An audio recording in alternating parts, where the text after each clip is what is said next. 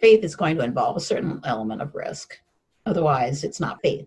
It's like, and we can talk about the theological meanings of all these terms, but I mean, risk is part of it. It's not crazy risk, but you do need to step out. You know, you have to trust God.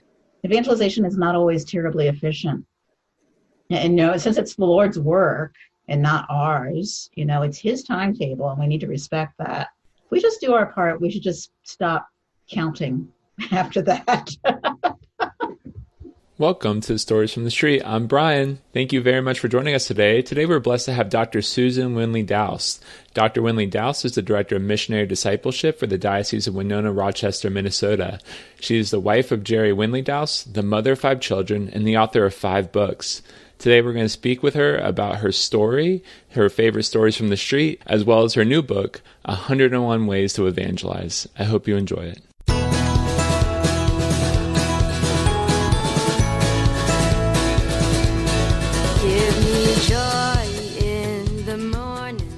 I'm so glad to be here. Well, we're so blessed to have you. I know not only are you an author of 4 books, a mother of 5 children, you've also been working with our apostle at St. Paul Street Evangelization for 3 years. That's right. That's amazing.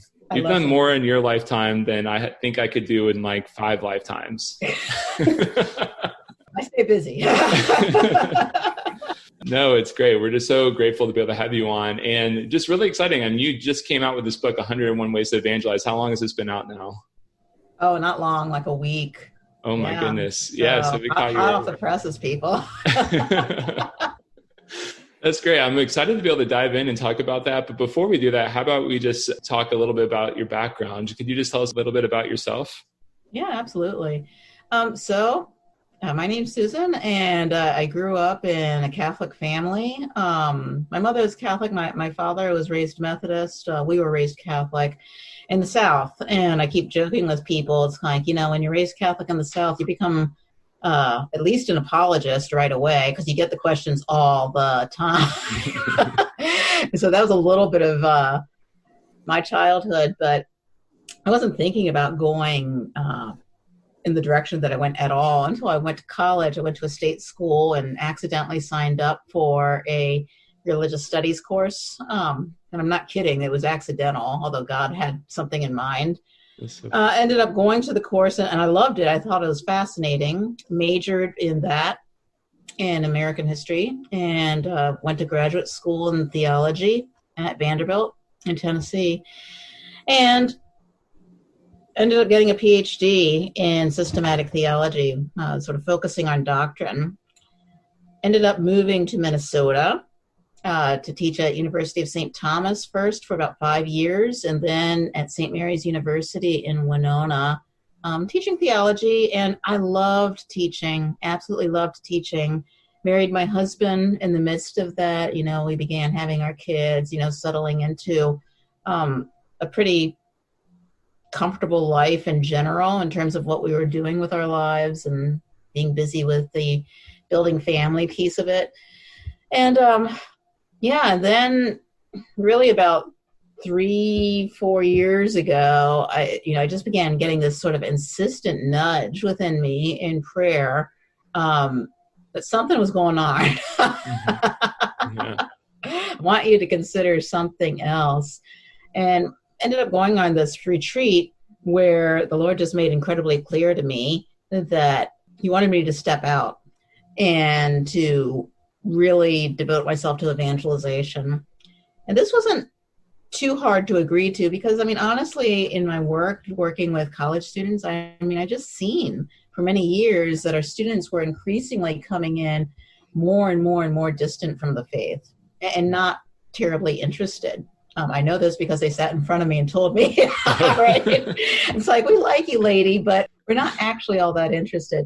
I mean, some were, but a lot weren't. And that number was really increasing. So I really saw the rise of the nuns, right? The non-affiliated, before people began talking about it. Mm. So when the Lord was poking me and saying, it's like, I'm calling you to do something about this, I knew that the issue was real. And, I really believe the Holy Spirit gave me the confidence to say, okay, I'll do this. And this eventually meant within a few months deciding to basically leave my teaching position. I was tenured and I was a chair of the department, and everybody at school looked at me like, have you lost your mind? Seriously, Right. have you? Are you okay? So like, you know what? I think something's really going to work out. I wasn't going to leave until I actually had another job because we needed some kind of income for our kids. And at that point, the man who was the vicar general of our diocese went to me and was like, I've heard you might be leaving St. Mary's. It's like, would you like to become Director of Missionary Discipleship for our diocese? Wow. Went, yeah, actually, yes, I would. And in the middle of that, I was actually getting involved in St. Paul Street evangelization. Adam Janke came out and did a presentation out in Rochester, sort of smack in the middle of our diocese. I went to that. I just thought, this is like the best thing I've ever heard of. This is fantastic. Wow. Everybody should do this.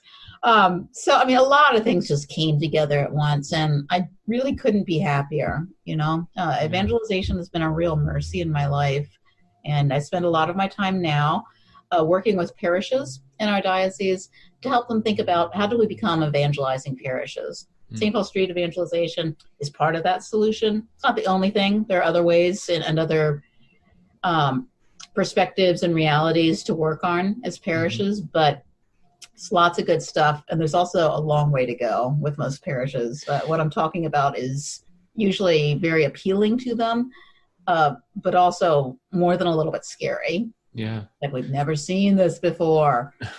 A lot more people are leaving, so we've got to do something. It's like, yep, you do. I'm excited to talk to you about just your experience working with parishes now, but even going back when you first received that call for evangelization, just out of curiosity, had you ever done any sort of a public evangelization or intentional evangelization in your life before that call? No. Wow. Basically, no. I mean, this is the funny thing about this, because I had this retreat, and it was a really, really powerful retreat, It was just amazing. And I came home, and it was on one of those kind of like retreat clouds, honestly, and was talking to my husband about it. And it's like, what I want to do? And he's like, what? It's like, I really just want to like go out on a street corner and tell everybody I know about how good God is. And he looked at me and he just began laughing. And it's like, excuse me, why are you laughing? He's like, well, that's got to be the Holy Spirit, because that is so totally not you. And what he meant by that was, libraries are my happy place. I was an academic. I was a scholar. I was comfortable talking in front of groups, but not in that manner, like just putting yourself on the street. So that's what my husband was responding to. I mean, he was very supportive, but he was also really amused.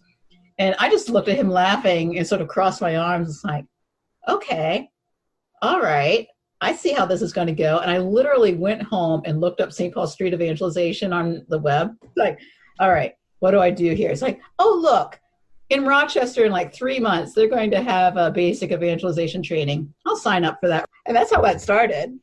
Wow. That's amazing. It was cool. It was obviously a call. Yeah. Providence. So, I mean, let's get into, now that you've experienced this call to evangelize, and not only that, now you're helping parishes learn how to evangelize. Was that your motivation behind this book? Is it geared towards like parishes? It's definitely coming out of that experience of talking to parishes. So, the past few years, I've been basically meeting with pastors, meeting with parish councils, meeting with really anybody who will have me to talk a little bit about, how do we become more mission focused? And by mission focused, I mean the Great Commission focused, right? And how do we live that out? And, just understandably, frankly, but constantly running into the difficulty parishes have in visualizing what this looks like. Even some really great and devout people just really struggling with how do we do something different from the way that we're doing it now? I mean, parishes have this tendency, I think, to sort of revert to what they know. And I'll talk about the need for evangelization, and they'll interpret it as the need for more excellent hospitality. Well, yes, there is a need for more excellent hospitality. There absolutely is, but that's not the same thing, right? It's one of those things that goes hand in hand. So it just became clear to me. It's like, I'm not sure why. I credit the Holy Spirit, but I seem to have a way of being able to visualize what this looks like better than a lot of people do. So let me write this down and get it out to people so they're not burdened with an understanding of evangelization that is impossible or frankly even difficult. We're not asking anything that is too crazy in today's day and age. It's just truly a different way of thinking and being than we are now, and it's all good. Mm-hmm. It's even fun. So that was the idea, was really just to give people almost an idea book. And it's like, you know what, it could look like this, or this, or this, or this. All of these are kind of rooted in the understanding that the church has as to how to go out on mission, and really works with people's own talents and the sort of people that God has given them, right? Different communities are going to look different. They just will. But there's really, I keep saying there's no asterisk on the Great Commission, right?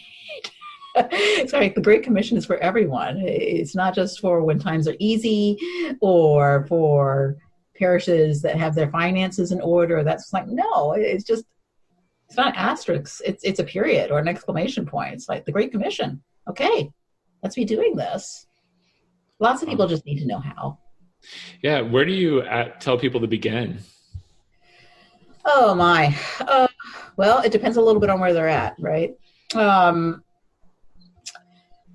Usually when I talk to parishes, I try to do a little bit of assessment with them about what they're already doing, honestly. Because sometimes parishes are doing things that are, they're either evangelization or really, really close, but they're not calling it that. They don't recognize it as that.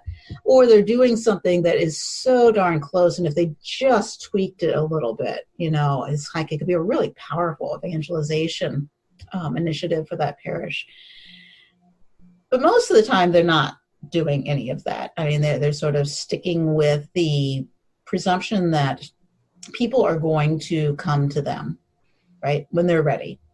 And they hope and pray that someday everyone will be ready, but people will come to them.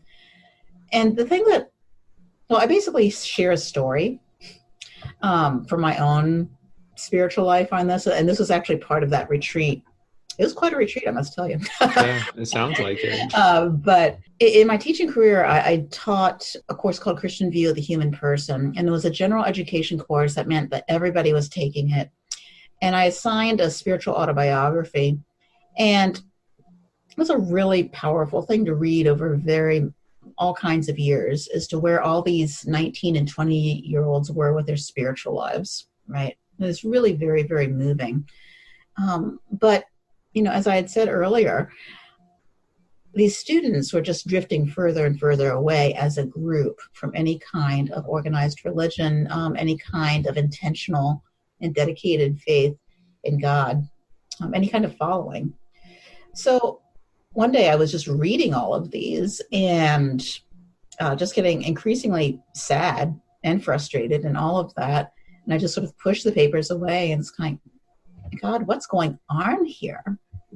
Why is this happening? What's going on here? I just received this image of the Good Samaritan story. I thought, well, okay, what's up with that? And then I really received this phrase. It's a little hard to say, but it's what the Lord said. It's like, you're leaving them bleeding on the side of the road. And I just sort of took my breath, and it's like, well, no, I'm not. Because, I'm teaching, right? I mean, I'm trying to teach them what the faith actually is. And I'm also inviting them to talk to me about this. I don't know why they can't pick themselves up and walk to the chapel that's 100 yards away on our own campus. And this was the line that really stuck with me in a big way. I mean, and I'm convinced it's from the Lord.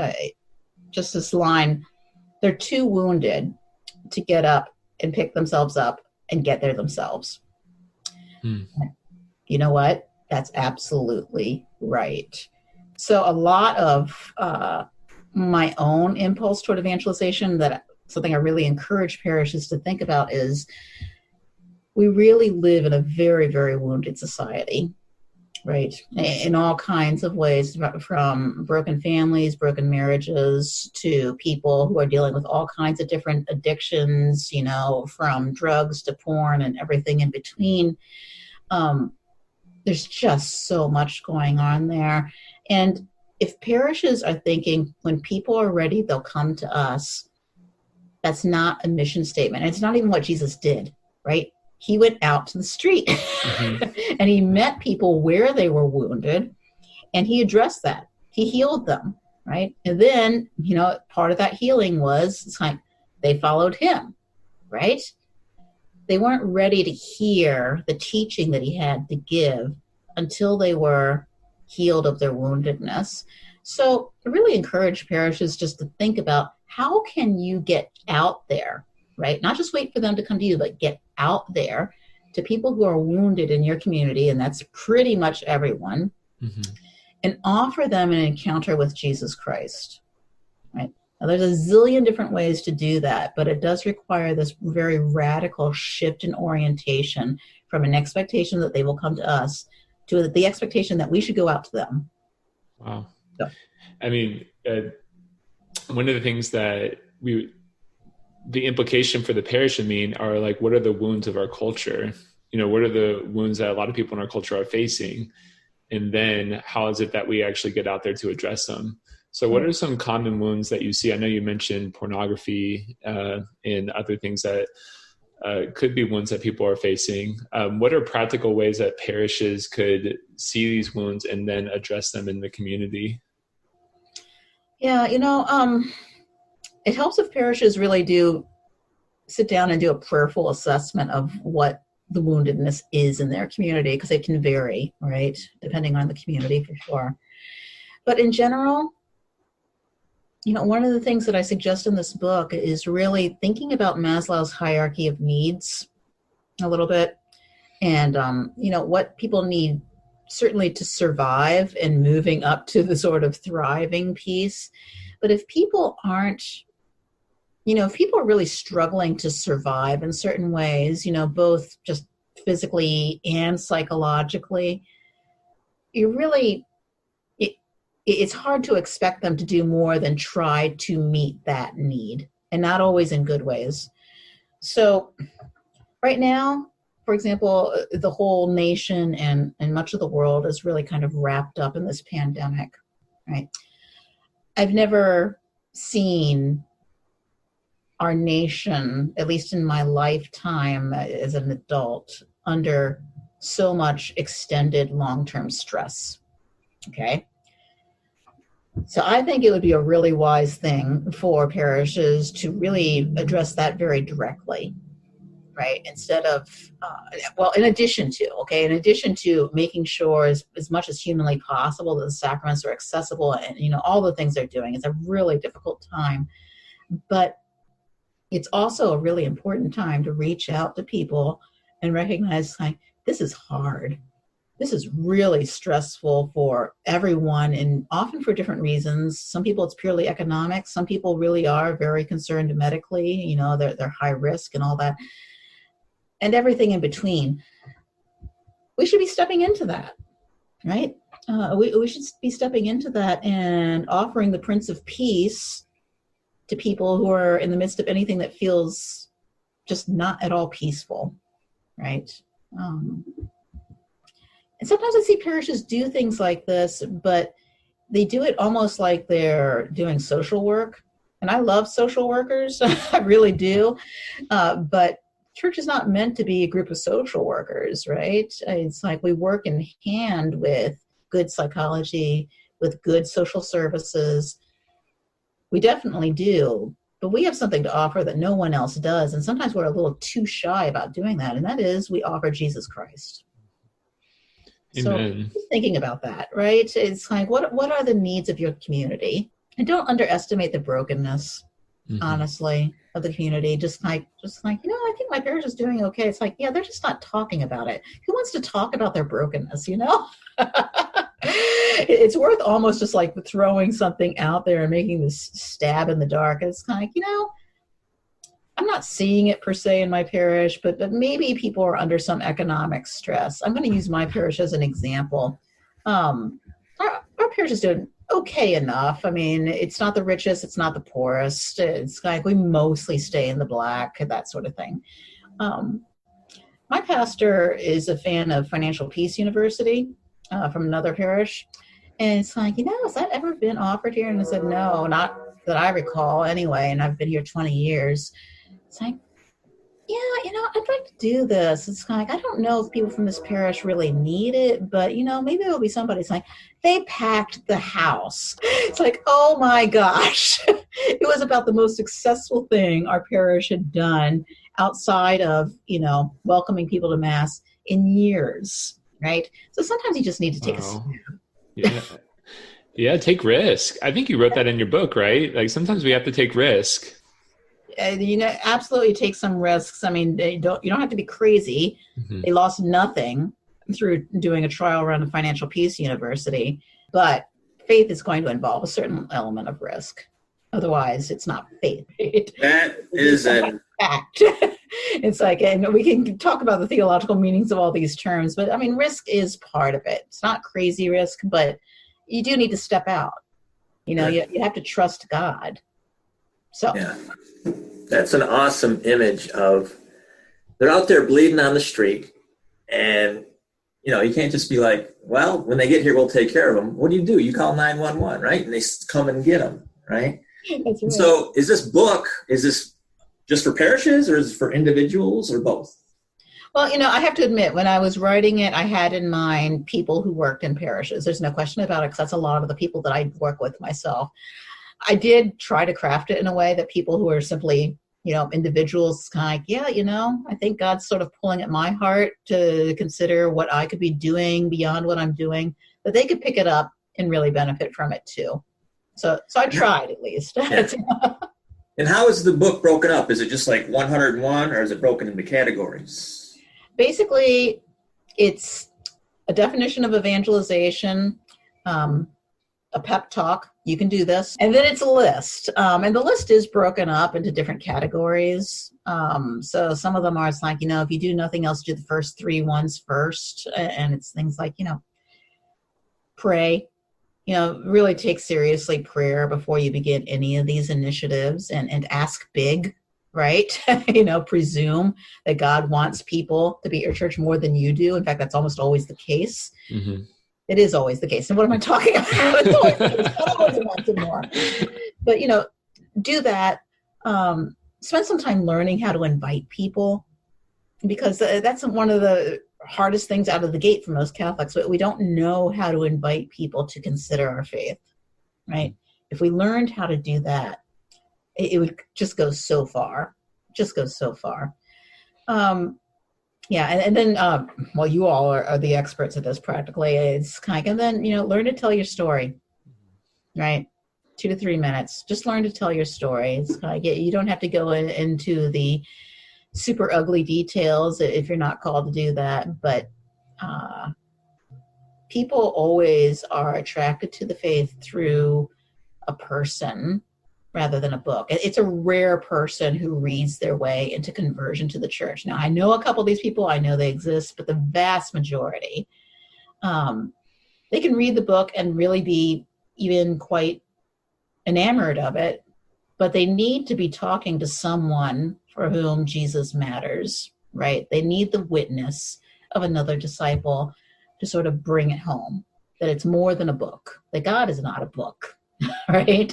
We're talking about a relationship. So if you do those 3 things, that's a really good basis for anything else you do. But it's sort of broken down into next. I think it's out in the Agora. Okay, back in the Greek city-states, it's kind of, they had this like open area where everybody met, sold things, talked. Everything happened in the Agora. And the idea is, churches, you need to get out and find your Agora. whatever you're in. Some city parks work. Rural areas like ours, farmers markets are a big thing. Yeah. But you got to find that, whatever that is for you, you've got to find that, and you need to plant yourself there, right? In some deliberate ways. You need to think about, how do we communicate Jesus Christ there? So things like that, creating some events or some talks, some groups that really address Maslow's hierarchy of needs. Working through social media. It's not my favorite thing, but some people do it really well, right? If you're on social media all the time, you might as well. There you are, right? Maybe God has a plan in that for you. Evangelizing through your family. Sometimes we give that a little bit of a short shrift, and we shouldn't, because that's the core community that exists. Is God gives you to each other, right? So if you are a family where there's somebody who has fallen away, and I don't really know a family for whom that's not the case, maybe not immediate family, but maybe extended family, what is God calling you to do for that person? Now you may not be the person who brings that man or that woman back to the faith, but that doesn't mean that you should just sit back and wait for somebody else to do it, right? There's a variety of things that you could be doing to sort of be a friend, be a family member, love that person, but also, be a witness to your faith. Be open to conversation. Ask them, frankly, why they're not going. I mean, most people I know, it's like, it's Thanksgiving, I don't want to ask them. It's like, well, maybe not at Thanksgiving, okay? But at some point, because maybe they're actually waiting to be asked. And just say, it's like, I just want to know. I just want to hear. And then don't jump down their throat. I mean, really let them tell their story, because otherwise you don't know. You don't know the background there. There may have been some really horrible event that was completely unknown to you and unrelated to you. And that's going to give you a whole new lens on which to see that person and frankly, what that person needs. And you should always be praying for them too, right? So there are different ways to do that too. Yeah, and if you only see them at Thanksgiving, you could at least wait till the football game, right? Halftime's good, yeah. There you go, halftime. Oh, man. I wish that we all had families where, frankly, we saw each other and were in communication with each other beyond Thanksgiving. I mean, that's a thing in and of itself, right? But there are lots of different ways to be a witness to people within your own family, and I don't think we should ignore that at all. Yeah. Going back to the parish and like, how is it that we can get parish to be mission oriented and assessing where they are? Just when you were speaking about it, it made me even think back to my missionary days on the college campus, which I think would actually relate to the parish, which is our mission was surrounded around three things, which was win, build, send. That's what they taught us. And the idea was, maybe if someone might not be ready to just proclaim the gospel, they might not be ready to receive it in that moment, but they can always receive an invitation to like a really fun event that might attract them. And I think our parishes, for the most part, sometimes do great jobs of putting on some really cool events, but that it's not meant to be an end in itself, but if it's part of a larger evangelization culture where we want to get them there, so that way we build that trust, and the hope is to build them up as disciples and then send them out as evangelists. If it's part of a larger strategic hope of really building up missionary disciples, then it's a really good idea. So it's just almost like helping them rethink what they're doing, and maybe they don't even have to change that much other than their own mentality for what it is that they're doing, and be able to categorize it as how like what event it falls into which category. All right, what are we doing this for the purpose of winning people in our community to build trust in the community? Are we doing this to develop disciples in our parish? And what are we doing to send out evangelists into the community to bring people back in? No, absolutely. I mean, I think every parish really needs to have an explicit discipleship path, and I've yet to meet one that actually does, to be perfectly honest. It's just not the way that many parishes have been encouraged to think. It's kind of like, well, okay, so the de facto discipleship path at many parishes is, it's kind of like, okay, you baptize the children, and then you get them into graded faith formation, and they do the first communion, reconciliation. In our diocese, they do confirmation in 10th grade, boom, boom, boom, boom, boom, and then they leave and never come back, right? It's like, well, guess what? That discipleship path is clearly not working for most people. So why don't we rethink and actually go back to our texts, right? And back to Catholic teaching about what a more effective discipleship path could be. And I want to say, I mean, everybody who has worked in that path before, it's like, it's not they haven't poured a lot of love and energy into it. Okay, I don't think it's a failure in that regard most of the time, which should give people pause. It's kind of the model here is not working, at minimum for this generation. Okay, so we need to think of a way that is different. It's like, our own teachers are going to say, it's like, you know what, evangelization, catechesis comes after evangelization. It's like if the evangelization is not happening, in the homilies, right, in different kinds of events and groups and such within the parish, anything that you teach on top of that is really seed that's being thrown on pretty thin ground, right? You're making it harder than it has to be, right? But there's also a difficulty with people will then do an evangelization event and first off think they're done. It's like, no, you're not done. That was just one. Now do it again. They'll do the evangelization event and they won't connect it to the discipleship. Like, no. See, this is part of the invitation piece. Like, you need to work with these people and invite them into what's the next appropriate step. So, if you are working with somebody who is not Catholic, not Christian, it's quite possible if they're really jazzed, the next step is indeed RCIA or whatever your parish does that is like that initiation, going through a year and all of that. For some people, it's too much too soon, right? They need a little bit more. They need to be walked with. They need the accompaniment, right? That Pope Francis talks about. And it's Christian accompaniment. It's not just hanging out. But they need a little more evangelization, right? Yeah. It's like they need something. And the only way that we know what that is through friendship with these people. So having a discipleship path and sort of knowing how to guide people from step to step is a really important point in all parishes. And I want to go back. So the reason we brought you on is this beautiful book that's hot off the press, 101 Ways to Evangelize. Your first point in it is, which what you've already mentioned, is we have to rely on prayer. I mean, Jesus literally says, without me, you can do nothing. So the idea that we're going to try to let people come to be in relationship with Jesus Christ without him is almost ridiculous when you say it out loud. But we realize in ministry, it's a big temptation and it can easily happen if you forego prayer and put work before it. So recognizing that we need to have a strong foundation in prayer, be rooted and being open to the Holy Spirit and what Christ has for us. But then you also go into a lot of great ideas that parishes can, any individuals, as you mentioned, that you wrote it, that it could be either or. What are some of your favorites? Obviously, we can't go over all 100 of them that you wrote down, but what are a few that you think you would like our listeners to take away from?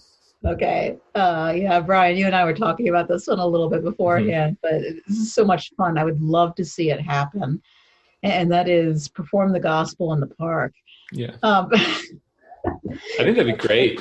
Yeah. So, if you belong to a community where, first off, you do have a park and it's really community space, you might even have some kind of amphitheater or something like that. It's probably used for concerts. It's probably used for like doing Shakespeare in the park, something like that. It's like, well, why don't you just perform the gospel in the park? And one of the reasons that I thought of this was just being able to view something that I'd recommend everybody view, and that is Max McLean is an actor of the Fellowship of Christian Arts, I think is what it's called. He's outstanding. And if you just go on YouTube and type in Max McLean, Mark's Gospel, he he gives it word for word. I mean, he's not taking anything out of the Bible, right? He's just basically performing it as a one-man show. It's amazing. Now, I'm not sure that every parish would be able to pull that kind of amazingness off, but you know what? There are a lot of theater people out there who are devout Catholics who could, or something like that. And it would be so much fun to make that happen in the park and really invite people far and wide. You don't have to say this is a religious event. It's kind of obvious if it's the gospel, right? But, there were people who would come just because, yeah, sounds like a fun evening at the park. What the heck? Why not? Get your people in the parish to really deliberately invite neighbors and that sort of thing as an artistic event. But it's an artistic event with a message, and a really powerful one, probably one they haven't heard before, right? I mean, even Catholics, we tend not to read the entire gospel from start to finish. We do chippy chop pieces of it, right? Mm-hmm. And that's good too, but there is a real power in hearing it from beginning to end. So I love that idea. I love it too. One of my professors recently, I'm actually just in school as well, and I remember they said something that really struck me. They said, so our culture started going down a hill when we started focusing our media and productions on entertainment value rather than teaching truth and trying to encourage virtue. So no longer is our entertainment as a society geared towards truth or virtue, is geared towards just a sheer entertainment value. And to be able to bring that back as part of our Catholic culture is, no, we want to use media and production as a way to showcase beauty and truth and goodness and virtue. What a better way than rallying, a production in the park specifically towards the greatest story ever told, which is the gospel. That's right. That's right. No, I think it would absolutely work. I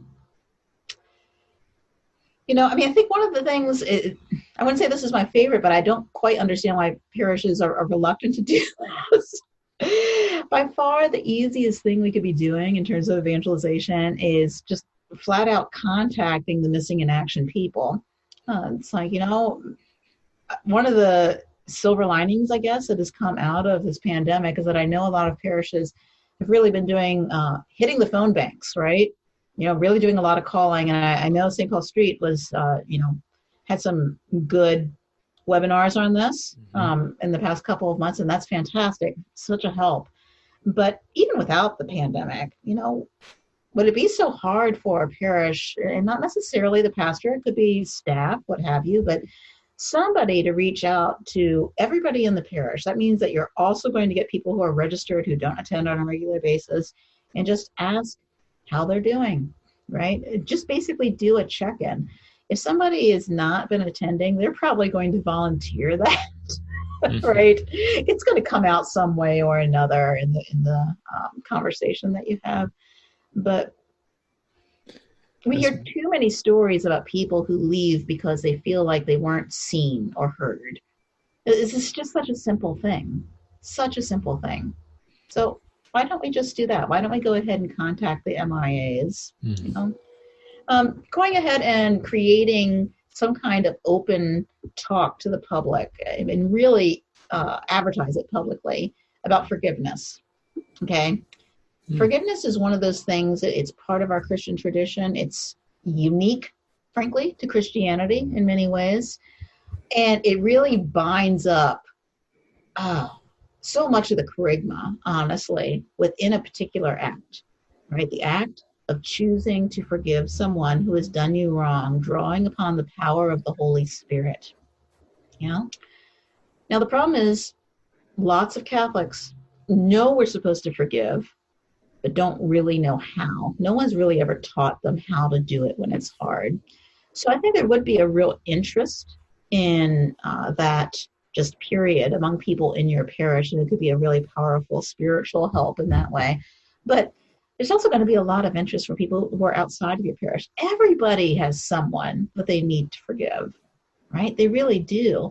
And so it's a way of sort of delivering the charisma and delivering and encountering Jesus Christ, right? Proposing Jesus Christ in a way that's very locked into a real need that people feel and know. I mean, the burden of walking around with unforgiveness is incredible, absolutely incredible. It's beautiful. Why don't we do that? Why don't we do that? things like that. That's beautiful. That is beautiful. Do you have a favorite story from when you've been out on the street evangelizing? Oh, wow. Yeah, I live in Winona, Minnesota. We're on the Mississippi River. It's a little river town with a couple of colleges, and we've got when the colleges are in session, we have like 25,000 people. So what's the biggest draw in Winona? It's Walmart. So we go to Walmart. And unfortunately, we can't do that right now because they're not allowing us to be in front. I understand why. But boy, that has been such a great blessing to do that. We just sit in front of Walmart and people come by and lots of people don't look at us. But I tell you, once an hour, we sit down and have a long, in-depth conversation with somebody who says at the end, I really needed you all to be here today. I think my best story here is I was there. It was a Sunday afternoon with a couple of other teammates, and there's a couple that came up, and the woman almost ran up to us because we had our prayer station sign up, and it's like, I am so glad you're here because I really, really need prayer today. It's like, all right, we don't normally have reactions like that, I'm going to say. It's like, oh, sure, okay, well, what's going on? And it's like, the reason my husband and I are here is like I'm just at my wit's end with my teenage boys. They basically left the house to go to Walmart and needed to cool off because there'd been like some big argument or fight or that sort of thing. And all of us were old enough to like, oh, we totally get it. It's really hard sometimes, isn't it? Well, so of course we prayed with her through that, for peace, for reconciliation, for all of that. And her husband is sort of reluctantly there. It's like, my wife's a little crazy right now, but I'm sort of hanging out here. And he's talking to me, and it's like, so which church are you all from? It's like, well, there are 3 Catholic churches in our town. We're from all of them. But yeah, we're from the local Catholic churches, and we're an organization that we just put ourselves out there. It's like, because we feel like people often need prayer. They need to know that God is real, that there's hope, right? And that love has a name. That name is Jesus Christ. So I tend to keep it, pretty general when I am not quite sure where people are coming from. It's like, that's really interesting. And it's like, do you all attend a church here in town? It's like, yeah, we go to Pleasant Valley, which is our big evangelical church. It's like, yeah, cool. And my other 2 teammates were still working with this lady, and she's wiping tears from her eyes. And I'm just so grateful. And it's like, well, would you like a rosary? It's like, these are completely free. You're welcome to have one. And there's a little thing on how to pray it. And she's kind of like, I actually already know how to pray the rosary. It's like, but maybe I'll take a couple. It's like, sure, of course. And you can tell the husband's like, we're leaving here now. So, they went on their way. And one of my teammates was more savvy than me on this. They used to be Catholic. It's like, do you know them? And it's like, no, I don't know them. It's like, but look at how they reacted. She already knew how to say the rosary. He was really surprised that we were Catholic. And they did their shopping and they came out. It's like, and the woman's like, I told everybody in the store to go out and talk to you guys. Oh. It's like, I just want to say, it's kind of, we're happy at Pleasant Valley. It's kind of, that is our church home. It's kind of, but you are really the face of God for us today. And honestly, you're making us think, It's like, I'll take that, It's like, you know what? Here's, our contact information. Happy to pray with you anytime. Okay. Now, I don't know. This is the thing with this ministry, right? You don't know what happens when you've planted those seeds. But that was such a moving experience, honestly, for all of us involved. It's like, why wouldn't people want to be a part of this? Really, why wouldn't they? This is just such a beautiful opportunity. In the 3 years that I've done this, I've been sort of mildly yelled at once. And that was nothing. It's really, people are scared and they shouldn't be. They just shouldn't be. It's like, there's so much goodness and peace and joy that comes with this. So I just so strongly recommend. recommend it. Yeah, that's the best you can hope for. You're the face of God to me today, and you've given us something to think about. I've never heard anyone say, you know what, I'm coming back. I'm leaving my church and I'm coming back after this one conversation. That's never happened. So what you received, that's the best you can hope for. And I'm sure you've given them a lot to think about. So that is a great story. I hope so. What I loved is you reminded me of a story that happened before. I was evangelizing when I was in downtown Indianapolis outside a Colts game just let out. I think it was like the first one of the season, and we were evangelizing, and some people that we were speaking with, it was actually a fallen away Catholic, and they were so excited to see us. They just told us everything. They were so open. They were like, I used to be Catholic, or I need to start going back to my faith, but they were just so happy we're there. They turned, and then they started getting people to come to our table, just like what these women and these couples in Walmart did. They're like, you need to go talk to these people, and they were, just very joyfully just inviting people to come talk to us that because there's just this huge mobs of crowds just like walking by, and they were like, I would love to be able to, I just want to try to get more people to speak to you guys. We need more people with our faith, that are, sharing who Jesus is and what the church is about. So they were just so excited we were there. And then obviously they stayed until like the crowd left. And then we had even a longer conversation with them and try to get them connected to their local parish and really encourage them to go back to confession and to go back to church. It was an amazing, amazing story. And it's just so funny when you make evangelists of people who you speak with, Yeah, exactly. Yeah. One of the things that I really love about St. Paul Street evangelization is just makes it so easy, honestly, right? It's all about availability, a little bit of training. The training you guys give is really good and sound, but, you don't need to be a rocket scientist to do this. You just simply need to be there. You need to smile. You need to love people where they are. And one of the things that I really learned about this from my own town, there are reasons why I could have said this, but it just really drove it home. We talked a little bit earlier about assessing needs in the community. And, going ahead and putting your table outside of Walmart is going to give you a real tap on the needs of the community. It really will, because when, we always ask, is there something that we can pray with you about today? It was pretty constantly, I need more money and I'm underemployed. Now, I could have guessed that about our town, but it was still really dramatic to hear it over and over and over and over and over again. That is our town's challenge right now. Yeah. So, this is one thing parishes can do. It's like, you don't need to guess. Get out there. Ask people what they need prayer for, right? And then, you certainly pray with them, but you can also address that. You could take that to your own prayer. It's like, Lord, what do you want me to do? This is clearly a real need and a wound in our community. When you did the Dave Ramsey course, it really brought that to light as well. Absolutely. Yeah.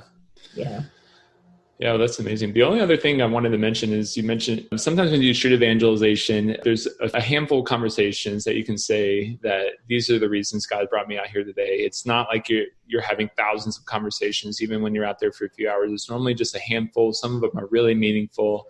But I just got a story today. There was one of our urban missionaries, Joanne. She used to evangelize outside a bus stop at DC.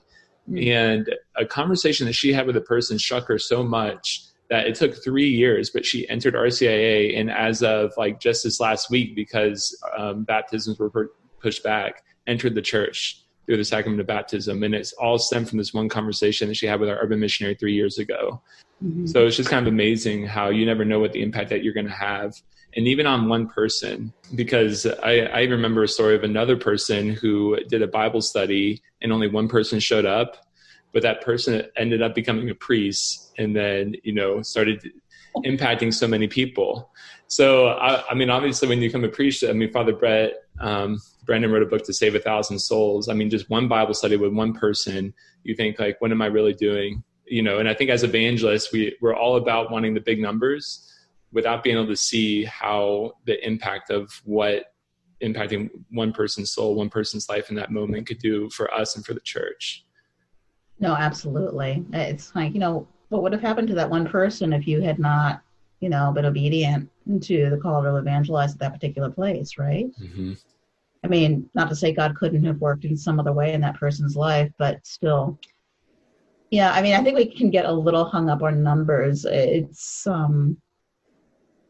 evangelization is not always terribly efficient.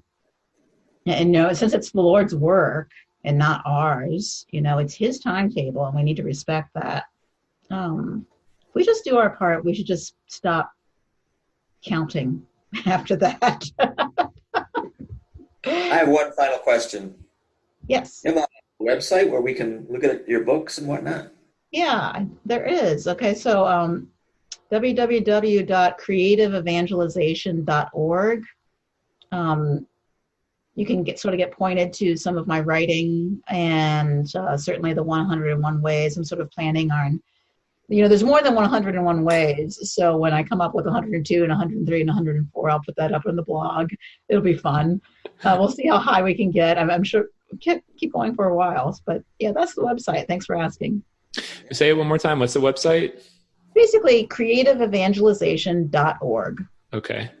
Yeah. And this book is also available on Amazon. That's where I got it. Yes. And is there any other way that it's available? So you can go to a website, you can go to Amazon, wherever people get their books. Watch Media. So if you type in Grace Watch Media and click on the evangelization tab, you would find it there too. If you wanted to get a bunch, because it's a thin little book. It's really more like a booklet. If you wanted to get a bunch for a group, it would be easiest to do it that way. You'd get, it would be less expensive. What's the other way? I didn't catch it. No, it's called Grace Watch Media is the publisher. So just Google them and you'll find the book, and you could buy it in bulk there. And for those listening to this podcast, we're going to make sure to have a link to Dr. Windley-Daoust's website in the notes. So you can also just look there and click on it. Yeah, Dr. Windley-Daoust, it's been amazing just to be able to have you just be able to speak about this book. I hope it's going to serve as such a gift to the church. Do you have any final thoughts that you wanted to share with our audience today? Oh my gosh, don't be afraid. I mean, I think this is, most people who listen to this podcast, you're in St. Paul Street Evangelization, but just encourage you to sort of keep plugging on at this, keep doing it in joy. Joy is the thing that kills fear every time. If people recognize your joy, they'll take a risk and step out of their fraidy cat box and they'll take a risk and it'll be good. Yeah. So I just encourage you in that way. Thanks for everything you do. Oh, absolutely. What about you, Bob? Yeah, that was packed with wisdom, and I appreciate you so much for being on our team and for doing all these books, and I can really see that the Lord is working through you. So I just want to say I appreciate you a lot. No, thank you. It goes both ways. I think you all have an amazing apostolate there, and I toot your horn wherever I go. So thank you. Praise God. Awesome. Well, thank you everybody for being with us to sit down with Dr. Windley-Daoust. We encourage you to get her book. We're going to put a link right there in the notes for you to get it. 101 Ways to Evangelize. Take advantage of it. And we also encourage you, if you want to evangelize with us, with St. Paul Street Evangelization, you can go to our website, streetevangelization.com. That's where you can learn about teams in your area, as well as starting your own team, because all of our teams are started by faithful Catholics, including parishes who want to get involved in their community. So we hope that's something you take advantage of. And just don't forget that we are St. Paul Street Evangelization, where we work with God for the salvation of souls through the proclamation of the gospel in the public square. God bless.